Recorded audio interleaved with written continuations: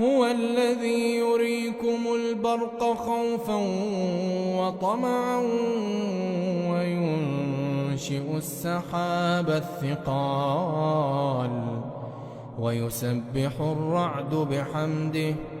ويسبح الرعد بحمده والملائكة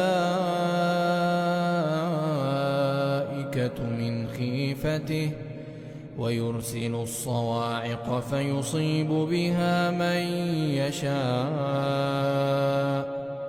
وهم يجادلون في الله وهو شديد المحال.